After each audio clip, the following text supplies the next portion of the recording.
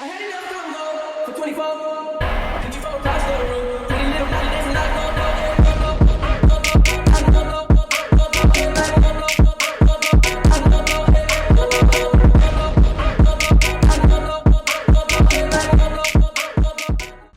Hola fairies, and welcome back to my channel. It's Laurasia, and we are doing the dummy series for eyeshadow blending, going from this plain eye look to this Slade eyeshadow right here.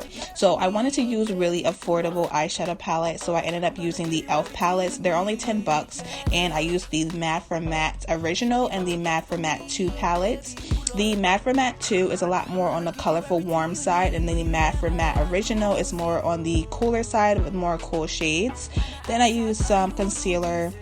This is the Nars Soft Matte Concealer. I used some eyeshadow primer, and this is from Smashbox 24 Hour. And I'm just going to be applying the eyeshadow primer all over the lid. You want to make sure that you are putting some type of base down to make your eyeshadow stick. Using these two shades from the Matte for Matte 2 palette and a big fluffy brush, this is just going to allow the eyeshadows to really be super blended and diffused in my crease. We are using transition colors, which means that we're using eyeshadow colors which are similar to our skin tone, so that any eyeshadow that we put underneath these will look super diffused and just make everything blend really well. Using this red brown from the Matte for Matte Original with more of a tapered brush. You want to use a tapered brush because it's going to be a little bit more on the defined side, so we're just lightly defining that crease right below where we put that other transition colors, just to define that crease a little bit further. Using more of a dense crease brush, we're going to be taking this brown shade and we're going to be defining crease a little bit further. I know it may seem like a ton of blending in similar colors and a ton of brushes, but the brushes and the colors are necessary for that super diffuse eyeshadow blending, guys, trust me.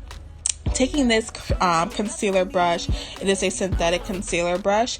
I will put all the brushes and everything I use in the description box below, but we're going to be defining our lid. So I do not have a lid really, and I barely have a crease. I don't know what's going on with my eye shape, but I like to define my lid out because like I said, I do not really have one.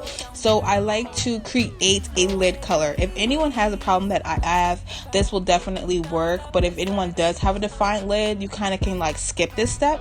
But since we did use a cream consistency, I'm going to be taking this eyeshadow brush and using our Mercier translucent powder to set that cream into place, then taking this lighter eyeshadow from the Matte for Matte 2 palette, and we're going to be packing that in the inner corner of our lid.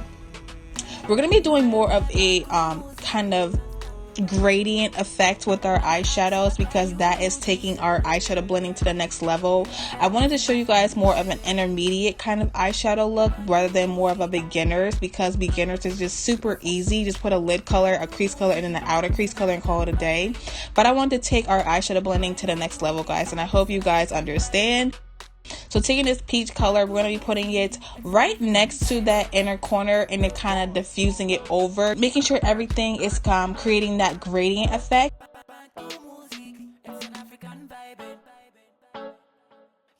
Then taking this darker color from that same peach family, we're going to be putting that on the outer corner. Taking this Eggplant Plum shade with this pencil brush, we're going to define that crease. Like I said before, we do not really have a crease, so I am creating my own crease and creating that shadow. The shadow creates more of a depth of an illusion that I do have a crease, so that is why I do this. And I want to use purple because purple goes good with warm shades, and I just like purple.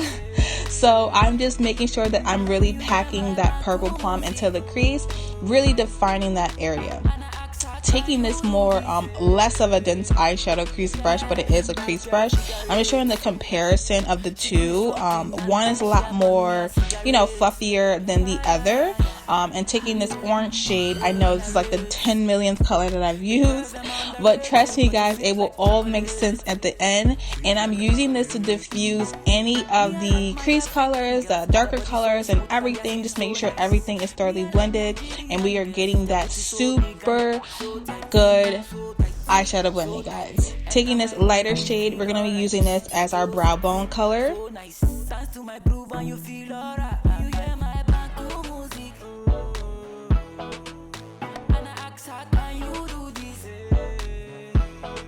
And that is the whole entire eyeshadow blending look, guys. Isn't it look so nice and so fabulous? Like, I know we used a ton of things, but it all worked out. So I already did my eyelash and my eyeliner. I do have 2 dummy series videos on those, and you guys have been going ham on those videos. Yes, guys.